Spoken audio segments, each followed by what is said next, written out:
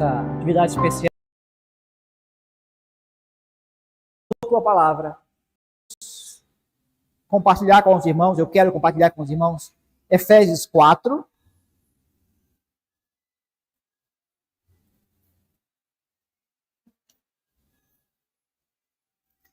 Nós vamos ter um estudo sobre comunhão, né? Ou sobre relacionamentos.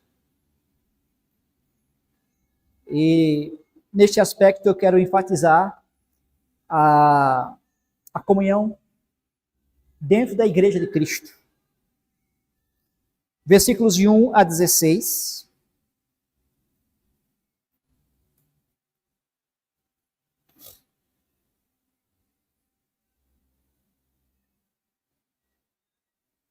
Efésios capítulo 4, de 1 a 16.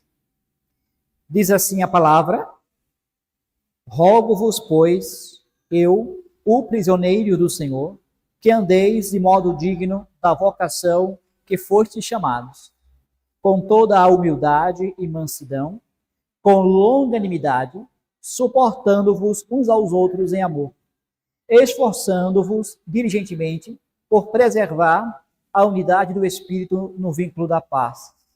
Há somente um corpo e um Espírito, como também fostes chamados numa só esperança da vossa vocação. Há um só Senhor, uma só fé, um só batismo. Um só Deus e Pai de todos, o qual é sobre todos, age por meio de todos e está em todos. E a graça foi concedida a cada um de nós, segundo a proporção do dom de Cristo. Por isso diz, quando ele subiu às alturas, levou cativo o cativeiro e concedeu dons aos homens. Ora, o que quer dizer subiu, senão que também havia descido até as regiões inferiores da terra? Aquele que desceu é também o mesmo que subiu acima de todos os céus, para encher todas as coisas. E ele mesmo concedeu uns para apóstolos, outros para profetas, outros para evangelistas, e outros para pastores e mestres, com vista ao aperfeiçoamento dos santos, para o desempenho do seu serviço, para a edificação do corpo de Cristo, até que todos cheguemos à unidade da fé e do pleno conhecimento do Filho de Deus, a perfeita varonilidade, à medida da estatura da plenitude de Cristo, para que não mais sejamos como meninos, agitados de um lado para o outro, e levados ao redor por todo o vento de doutrina, pela artimanha dos homens, pela astúcia com que induzem ao erro. Mas, segundo a verdade em amor, cresçamos em tudo naquele que é a cabeça, Cristo, de quem todo o corpo, bem ajustado e consolidado pelo auxílio de toda a junta, segundo a justa cooperação de cada parte, efetua o seu próprio aumento para a edificação de si mesmo em amor. Eu quero reler os versículos de 1 a 3. Que diz: Rogo-vos, pois, eu, o prisioneiro do Senhor, que andeis de modo digno da vocação a que fostes chamados, com toda humildade e mansidão, com longanimidade, suportando-vos uns aos outros em amor, esforçando-vos diligentemente por preservar a unidade do Espírito no vínculo da paz. Como eu falei, hoje eu quero falar sobre relacionamentos, em especial na esfera da comunhão do corpo de Cristo, né, na igreja. E o tema que eu proponho é: vivam juntos de uma só forma que corresponda ao seu chamado. Irmãos, o puritano John Owen, ele certa vez em suas pregações, ele usou uma ilustração muito interessante. Ele usou a seguinte ilustração: imagine um homem coletando gravetos para a lenha. E ele encontra um monte de gravetos e ele passa a empilhá-los no chão. Mas agora ele precisa levá-los para casa. E não é uma tarefa muito fácil, porque os gravetos têm tamanhos diferentes. Uns são menores, outros bem maiores. São diferentes formas também.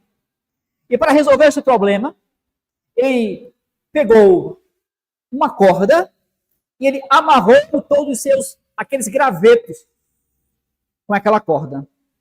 E agora que ele fez um pacote, ele uniu aqueles gravetos de diferentes formas, ele pôde carregar estes gravetos para casa, apesar de diferentes formas e tamanhos. Meus irmãos, assim é também a realidade da igreja. Em Atos capítulo 20, nós lemos sobre o apóstolo Paulo se despedindo da igreja em Filipos, em Éfeso. E ele fala aos seus presbíteros as palavras despedidas. E Lucas ele escreveu que, de tal maneira que nós tivéssemos uma ideia de como o apóstolo Paulo ele estava ligado àqueles irmãos lá em Éfeso. No capítulo 20 de Atos, no versículo 36 a 39, os que têm Bíblia podem acompanhar, Atos 20, 36 a 38. 36 e 38. Lucas nos relata: tendo dito estas coisas, ajoelhou-se, orou por todos eles. Então houve grande pranto entre todos. E, abraçando afetuosamente a Paulo, o beijavam, entristecidos, especialmente pela palavra que ele dissera, que não mais viriam o seu rosto. E acompanharam-no até ao navio. Observem que havia um vínculo muito próximo entre Paulo e aqueles irmãos lá em Éfeso, especialmente os presbíteros, né? Então, era a última vez que Paulo os viria. Mas, claro que não era a última vez que Paulo receberia notícias daqueles irmãos lá em Éfeso. O apóstolo Paulo escreveu essa carta em Éfeso. Foram alguns anos que havia se passado do registro que nós encontramos lá de Atos capítulo 20. E algumas coisas aconteceram desde que o apóstolo Paulo se despediu lá em Éfeso e quando ele escreveu esta carta aos Éfesos. O grande problema e o principal era que o apóstolo Paulo estava aprisionado. O versículo 1 diz que Paulo era um prisioneiro do Senhor. A pergunta é, como isso aconteceu? Irmãos, Paulo estava em Jerusalém. Estava com ele um gentil de Éfeso. Era um crente chamado Trófimo. Então, os líderes religiosos judeus, eles viram Paulo no templo e presumiram que Paulo havia levado a Trófimo, e aqueles líderes acharam que Paulo havia cometido algum tipo de delito, de crime. E, por isso, eles prenderam a Paulo. E a história é que Paulo ele recorreu ao Império Romano, ele apelou por ter cidadania romana para que fosse julgado por César. Então, Paulo foi transportado até a cidade de Roma. E isso aconteceu mais ou menos entre o ano 62 depois de Cristo. E quando Paulo escreveu esta carta aos Éfesos, ele estava justamente na prisão, esperando ser ouvido ser ouvido em seu julgamento pelo Império Romano. Então, esta carta, ela está direcionada a uma igreja que não só havia judeus cristãos, mas também haviam gentios. Então, claro que os judeus e os gentios, eles eram diferentes, não é? Lembrando do Antigo Testamento, em que os judeus eram o povo de Deus e os gentios estavam fora do povo da aliança. Mas a nova realidade havia se inaugurado, que tanto judeus como gentios, em Cristo Jesus, eles eram um só. E o capítulo 3 descreve isso como o mistério de Cristo. O mistério era que Deus havia feito algo impensável. O que seria isto? Justamente reunido judeus e gentios em um só povo. Todos eles, em Cristo, faziam parte da igreja do Senhor Jesus Cristo, juntos. Agora, a grande pergunta é, mas com as diferenças que haviam, como eles podiam viver juntos? Como eles podiam compartilhar as mesmas coisas? E é justamente disso que trata o texto que nós acabamos de ler. O texto pode ser resumido como o tema que eu anunciei a vocês.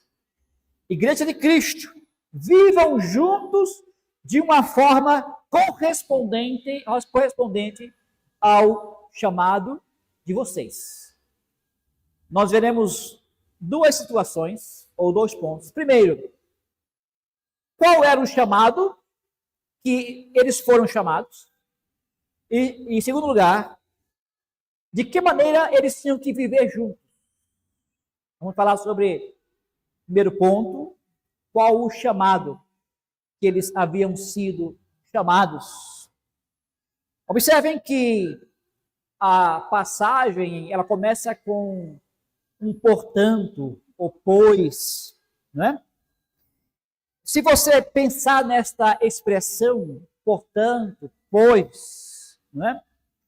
Existe um pano de fundo, existe uma razão, existe uma motivação para a instrução que está sendo dada no capítulo 4. Mas para que nós entendamos, é preciso voltar ao capítulo 3 e observar onde isso começa.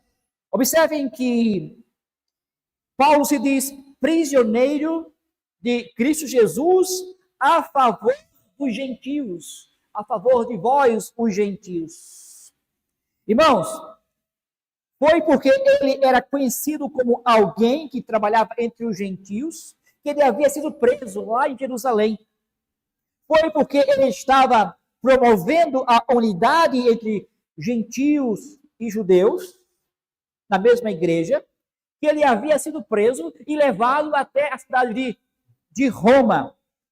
O apóstolo Paulo havia feito vários sacrifícios em favor do evangelho. Sim, havia abdicado, havia aberto mão de muitas coisas em favor do evangelho, mas também era plano de Deus que ele fizesse isso em favor da igreja do Senhor Jesus Cristo. O plano de Deus era justamente esse mistério em Efésios 3, versículo 6, que nos diz. Observem, capítulo 3, versículo 6. Os gentios são co-herdeiros, membros do mesmo corpo e participantes da mesma promessa em Cristo Jesus através do Evangelho. Quer dizer, meus irmãos, tanto era para judeus como gentios. O apóstolo Paulo havia colocado a sua vida em risco por essa verdade. Ele tem uma credibilidade pessoal para exortá-los a que esta unidade, esta comunhão, fosse uma realidade entre eles. fosse uma verdade. E é por isso que o apóstolo Paulo fala em nosso texto da forma que ele fala. Então, com base nisto, o apóstolo Paulo faz um apelo, uma exortação, né? Um incentivo a que eles seguissem um determinado caminho. Observem que quando diz caminhar se refere aqui ao modo de vida, uma maneira de viver, né? Maneira em que se deve colocar como uma prioridade para a vida. Meus irmãos, como cristãos, a Bíblia diz que você é chamado a viver de uma certa maneira. Existe um modo de vida que combina com você, cristão. Mas como é que isso funciona? Para que nós entendamos como é que isso na prática se dá, você precisa saber qual foi o seu chamado. E quando você compreender o seu chamado, o modo de vida adequado será visto como algo natural em você. Será seguido como algo que você vai vivenciar na prática. Mas a pergunta ainda fica: qual é o chamado pelo qual fomos chamados? Meus irmãos, se você foi chamado, significa que alguém fez isso a você. Alguém o chamou. E quem é essa pessoa que chamou? O próprio Deus. É Deus que chama. E ele chama a esperança do Evangelho. Versículo 4 nos fala sobre isso. Ele nos chama para a salvação, né? Pensando sobre o que isso representa, na carta de Paulo aos Romanos, capítulo 30, nós temos lá a famosa corrente, ou elos da salvação.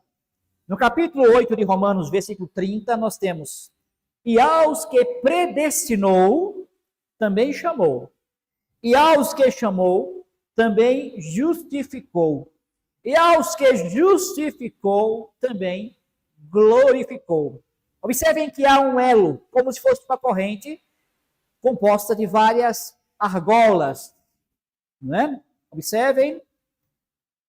Predestinou, chamou, justificou, glorificou. Parece uma corrente, um elo estabelecido da salvação. Meus irmãos, isso quer dizer que Deus, na eternidade, ele escolheu para a vida eterna você. Ele fez o chamado a seu tempo, usando a palavra, o Espírito Santo tocando em nossos corações. E então nós cremos no Evangelho. E como consequência, há uma declaração legal de que nós somos justos diante de Deus, ou justificados. E isto é fruto da graça de Deus.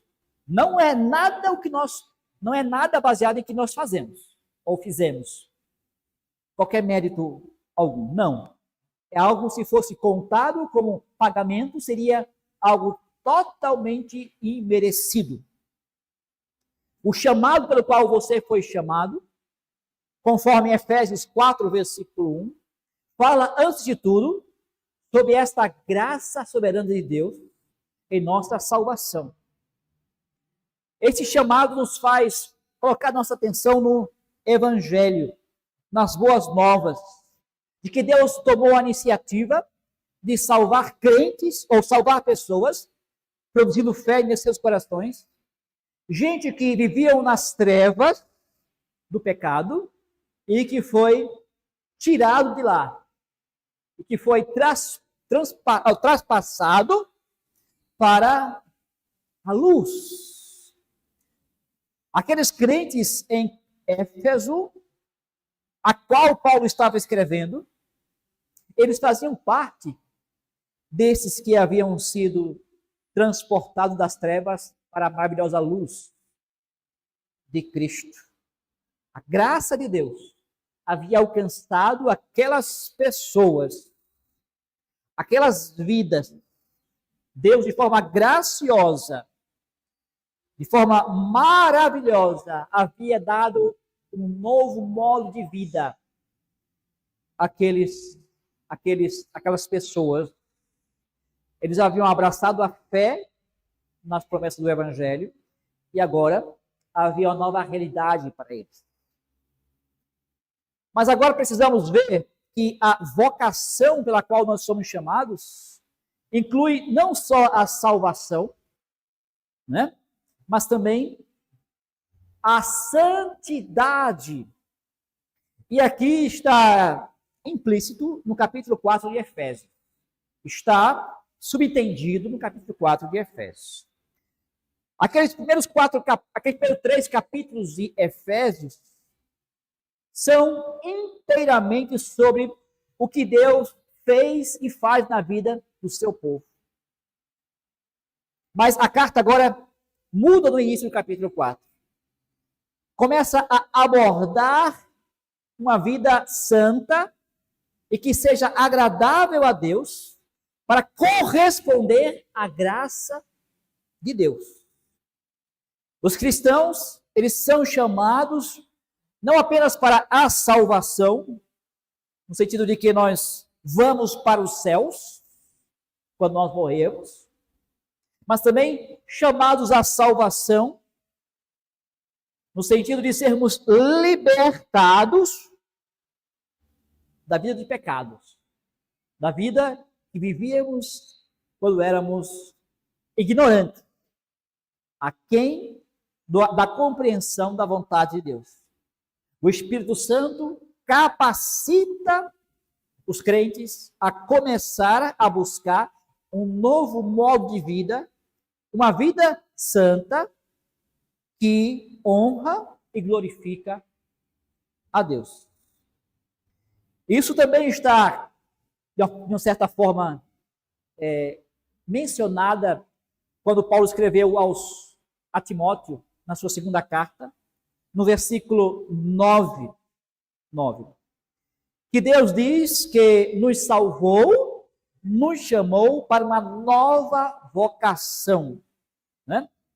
E uma vez que nós somos chamados à vida eterna, também nós somos chamados a uma vida de santidade.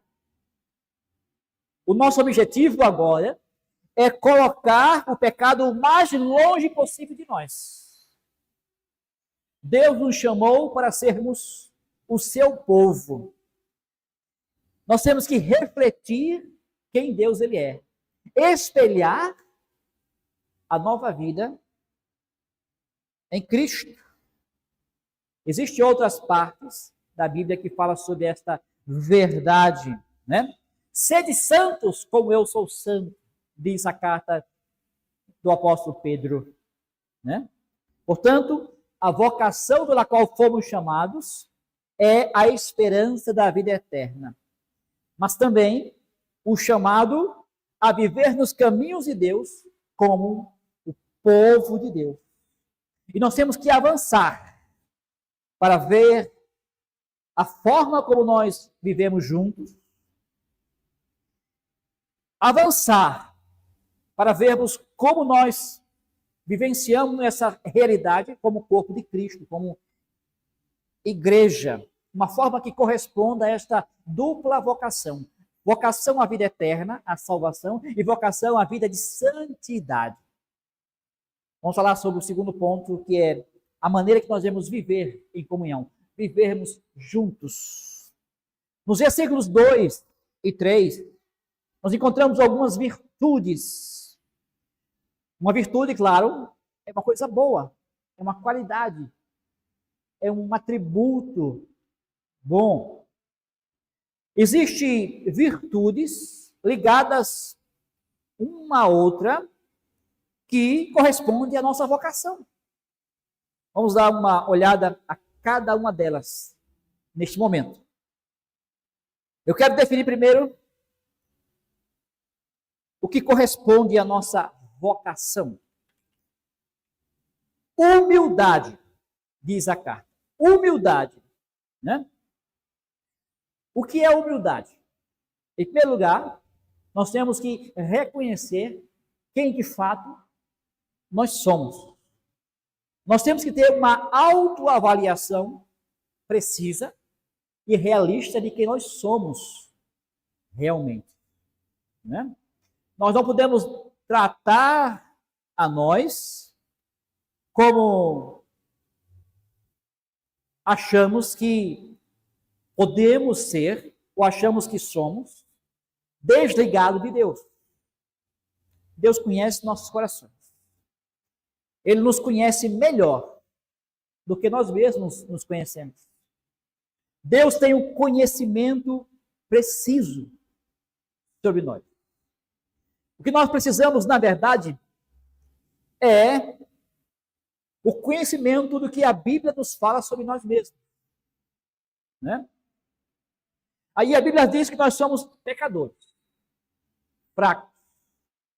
Portanto, nós somos totalmente dependentes do nosso Pai Celestial. O que nós temos, o que nós somos, foi dado por Deus. É um dom, um presente. Então, essa é a primeira coisa que nós temos que destacar acerca da humildade.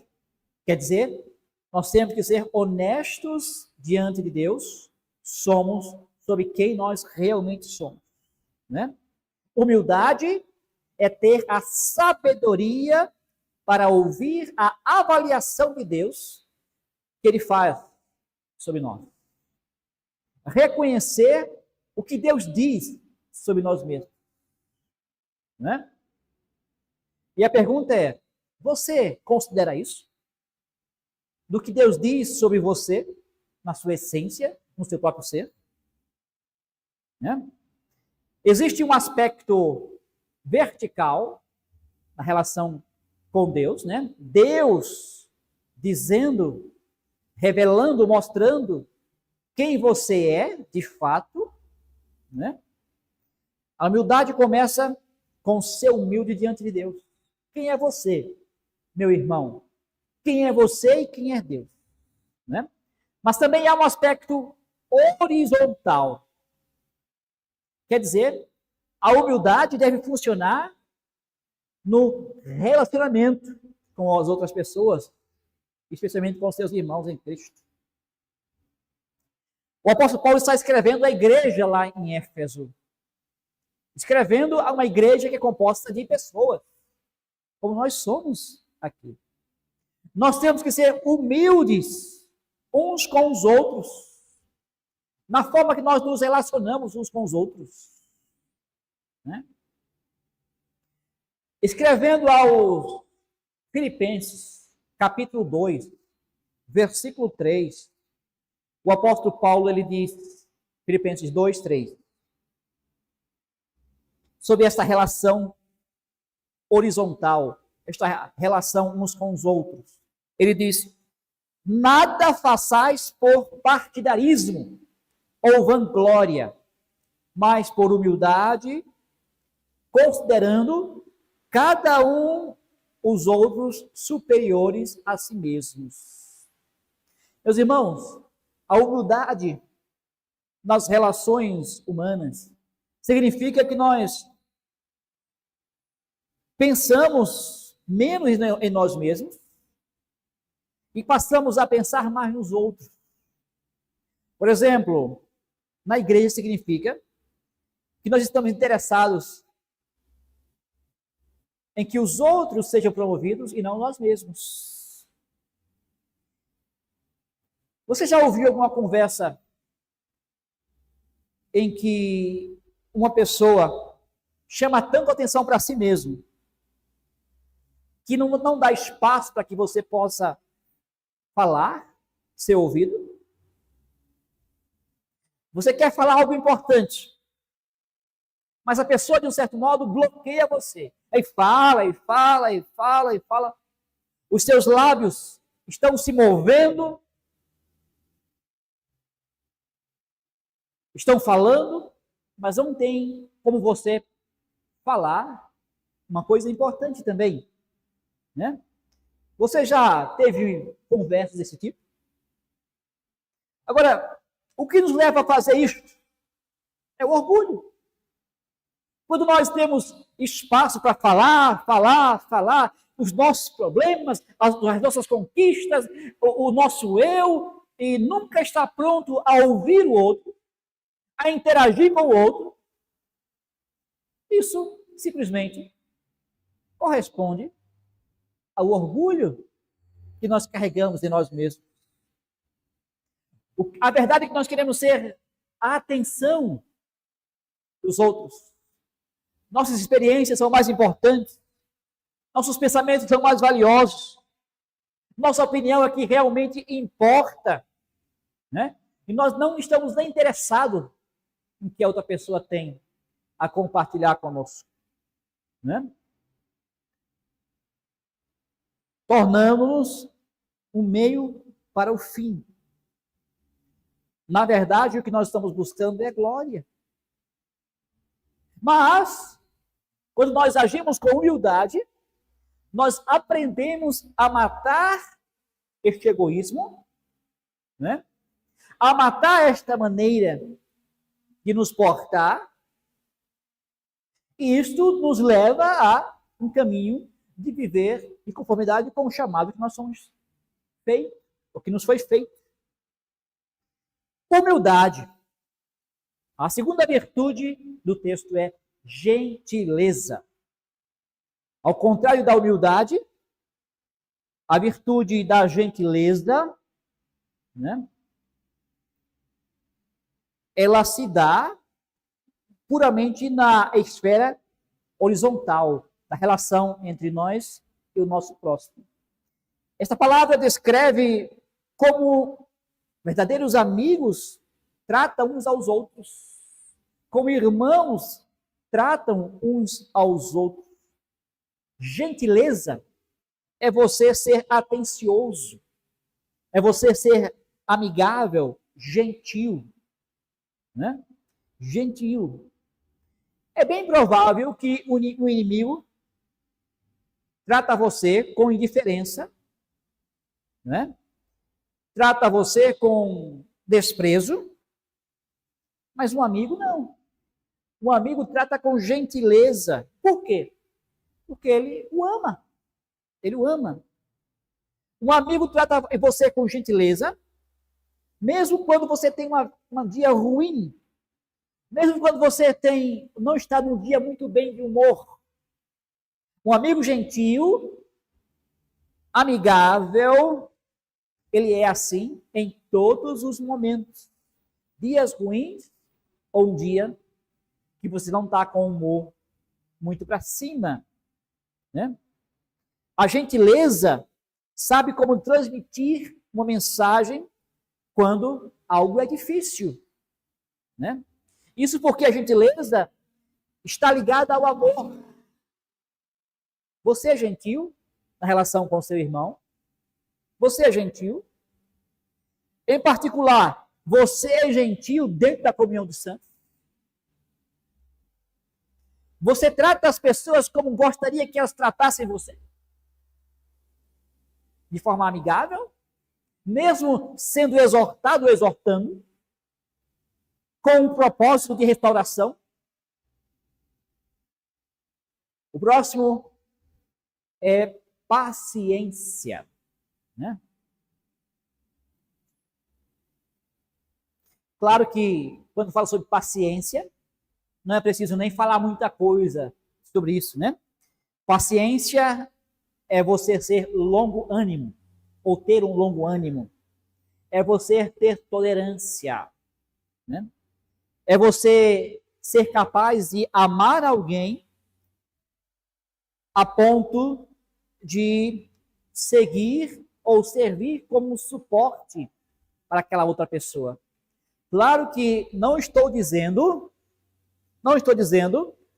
que paciência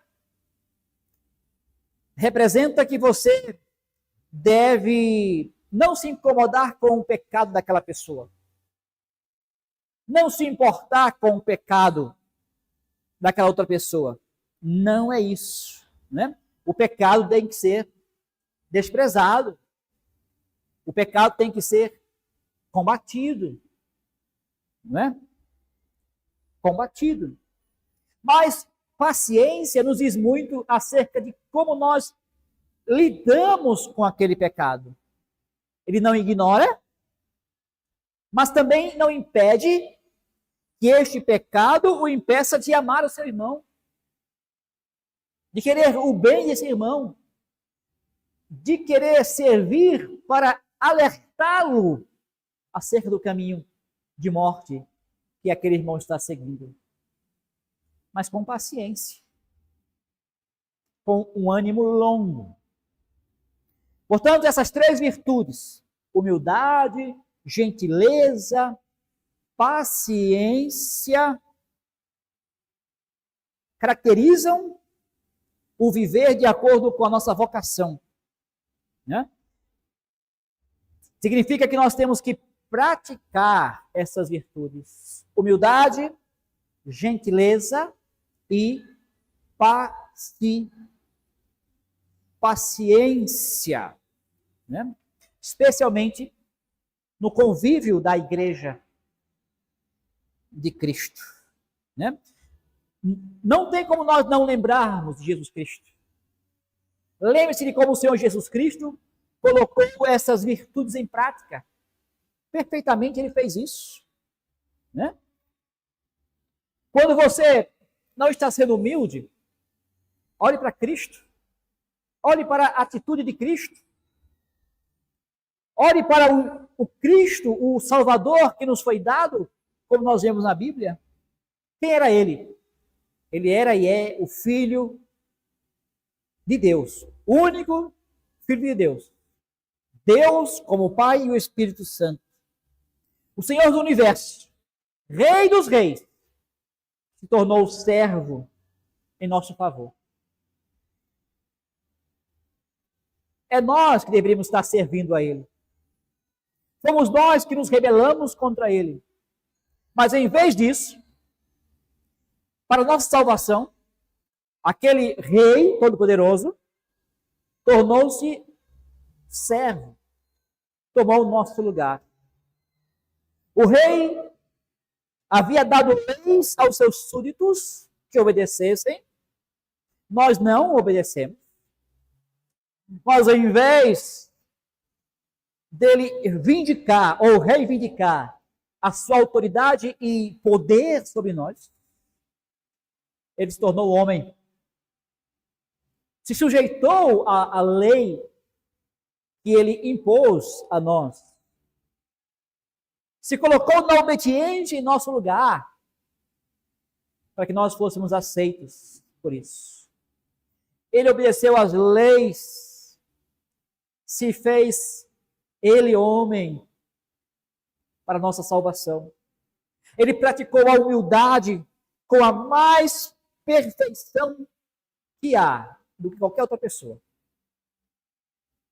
Se você quer saber o que realmente é ser humilde, olhe para Cristo, olhe para a sua atitude em toda a sua vida aqui na terra. Mas não só isso, olhe para Cristo se você quer saber como agir com gentileza, como ser amigável. Né? A pergunta que eu faço é: como Cristo tratou os seus amigos? Em primeiro lugar, ele deu a sua vida pelos seus amigos. Quem é mais gentil? Quem é mais humilde de coração do que Cristo? Né? Quem do que o próprio Cristo? Se nós não somos gentis, amigáveis, como nós deveríamos ser, é preciso olhar para Cristo e ter a convicção e a certeza de que a sua obediência é a nossa obediência. É saber que o sacrifício de Cristo na cruz foi por nossas fraquezas. Devemos aprender com Cristo o que significa ser gentil. E o mesmo se aplica à paciência. Olhe para Cristo. Quão paciente, amoroso foi Jesus Cristo com os seus discípulos. Ele teve 3 anos convivendo dia a dia com os seus discípulos. E quando nós estamos fracos em nossa fé, né? Quando nós estamos débeis em nossa fé, pense sobre como Cristo foi e é paciente conosco. Que a nossa vida possa ser moldada naquilo que Cristo ele fez. Então, viver de maneira que corresponde ao nosso chamado significa viver em Cristo. O nosso chamado nos leva a um relacionamento com o nosso Senhor, Salvador Jesus Cristo. O nosso chamado significa que nós somos conduzidos à relação santificadora com Ele. A nossa relação com Ele, salvar, santificar, faz parte da mesma moeda, duas faces da mesma moeda. Olhe para Cristo, para a nossa salvação. Olhe para Cristo, que nossa vida possa se parecer mais com a de Cristo.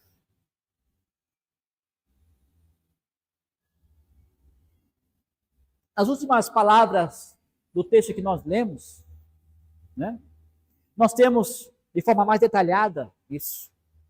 Viver juntos de uma forma que corresponda ao nosso chamado significa suportar uns aos outros em amor. Lembre-se, a carta de Paulo aos Efésios foi direcionada àquela igreja, em primeiro lugar, lá em Éfeso. Uma congregação diversificada etnicamente, judeus, gentios, diferentes uns dos outros, um do outro. Se você fosse um cristão lá em Éfeso, com formação judaica, havia muita coisa sobre os cristãos gentios que talvez provocasse irritação em você. Como também, entre o gentio e o cristão, havia coisas que provocavam irritação nos gentios cristãos. Então, o que Deus lhes diz? Vivam juntos de uma maneira que se adapta ao seu chamado, quando você suporta uns aos outros em amor. Apesar das diferenças,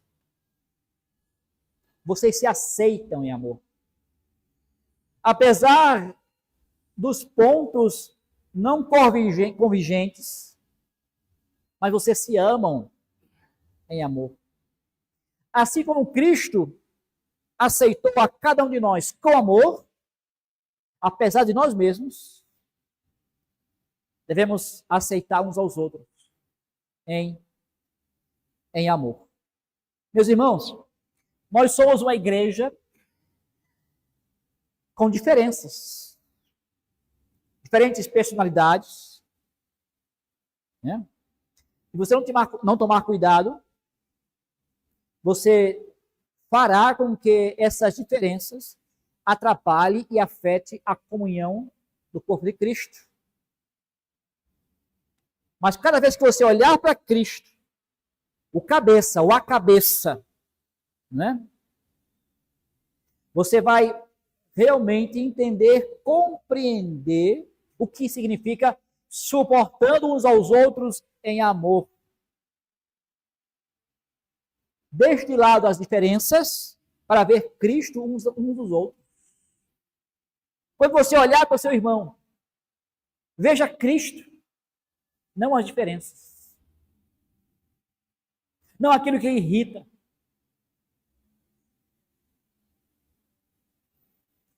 Por que isso é importante? Porque isso vai nos ajudar a cumprirmos o nosso chamado. Nosso chamado. No versículo 3 ainda, nós temos uma frase muito interessante que diz a respeito do nosso chamado. Ele diz: ansiosos por manter a unidade do Espírito no vínculo da paz.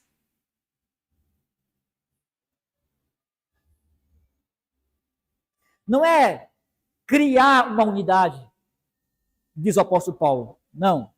Nós já somos corpo de Cristo. Nós já somos um. O Espírito Santo veio para nos tornar um. O Espírito Santo veio para morar em nossos corações. O mesmo Espírito que vive em Cristo, vive em cada um de nós, crentes. A questão é se reconhecemos e trabalhamos de forma zelosa para manter a unidade do corpo de Cristo.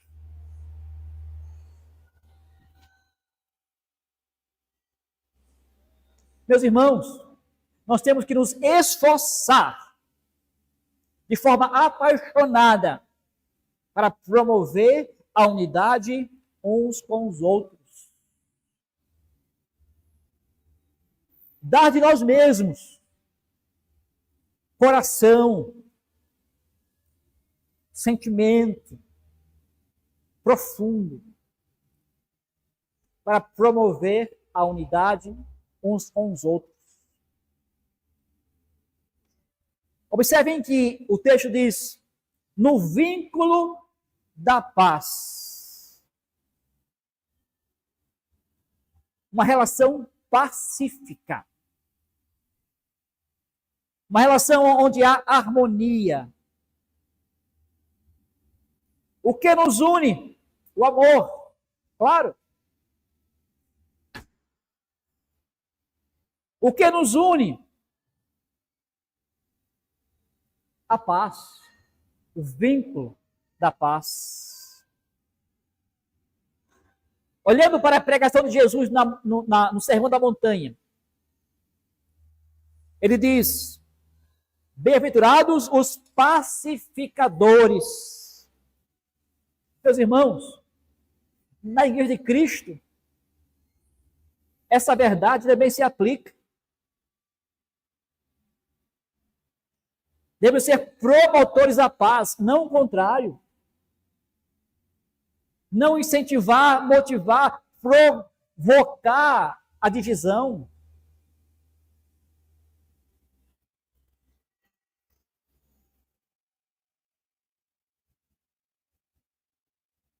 O nosso chamado, o próprio Cristo, é a nossa paz.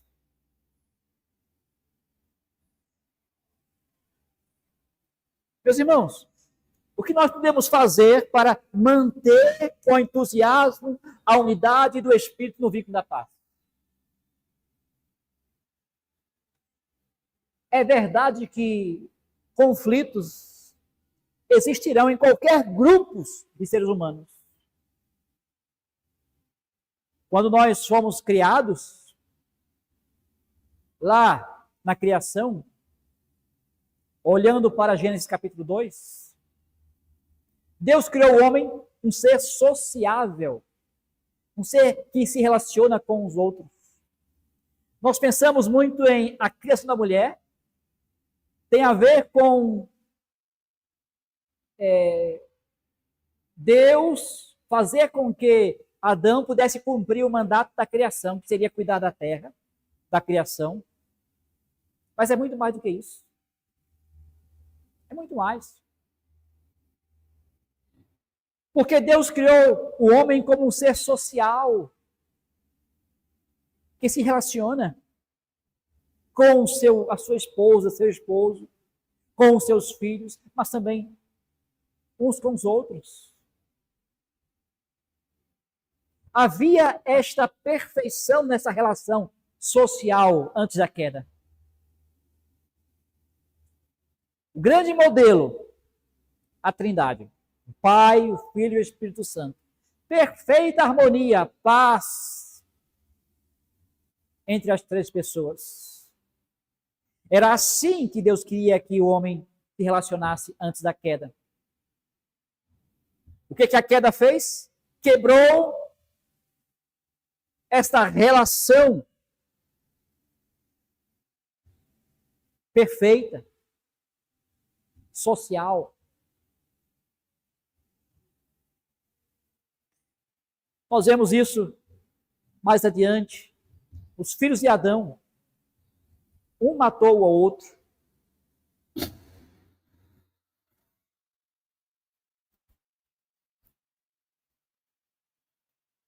Acabou a pilha. Um matou o outro. Mais adiante, os netos, a humanidade deixou de ser um ser social. Por isso que sim, haverá conflitos nas relações sociais dos homens.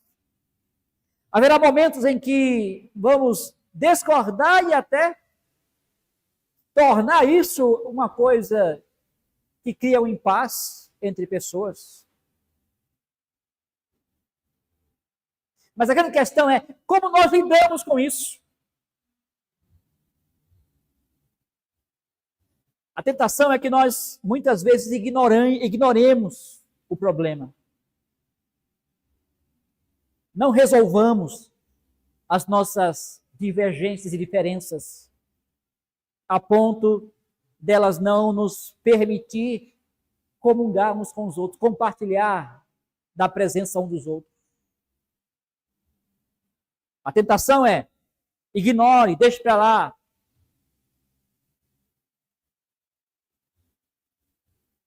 Se isole, corte relações. Mas a grande pergunta é como lidar com esses conflitos, essas divergências, essas dificuldades de relacionamento.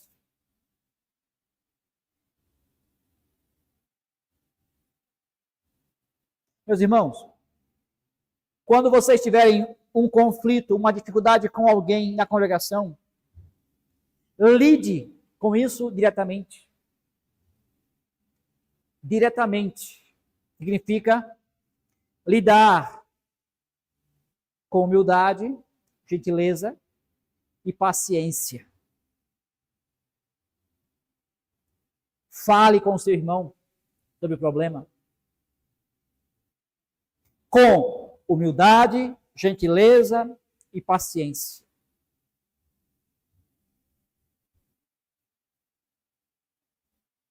Queremos viver em paz. E por vezes, para alcançar a paz verdadeira, é preciso confrontar, lidar com as coisas diretamente. Fale. Busque. Desfrute da unidade que nós temos uns com os outros no corpo de Cristo, não permitindo que qualquer que seja o conflito, a dificuldade, cause separação entre vocês. A igreja é diferente de qualquer outra reunião de organização humana.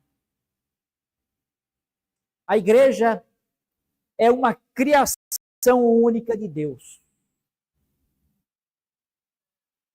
Embora sejamos diferentes, mas nós somos reunidos em um único corpo, o corpo de Cristo.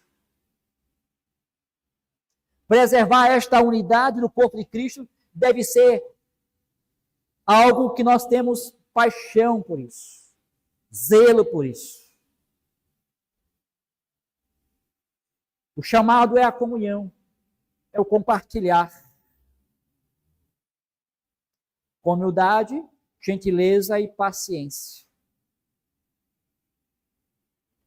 Na unidade é preservada quando nós suportamos uns aos outros em amor. A palavra suportar aqui, muitas pessoas acham que é tolerar. Mas não é tolerar, não. É servir de suporte. Por exemplo, Se você encontrar uma pessoa que tem uma deficiência física, por exemplo, na perna, ele vai te apoiar onde? Numa muleta. E com a muleta a pessoa vai andar. O que não era possível antes, ela vai dar passos. Essa palavra significa ou representa essa ideia de servir como suporte para os outros que estão mais fracos.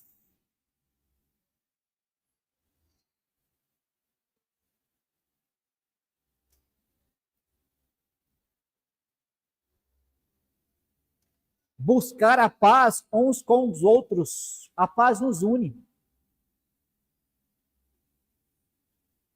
A nossa oração constante deve ser que Deus nos ajude a fazer estas coisas por meio do Espírito Santo de Deus. Não é natural para nós. Nós precisamos que o Espírito Santo esteja avivando estas virtudes dentro dos nossos corações, nossas mentes.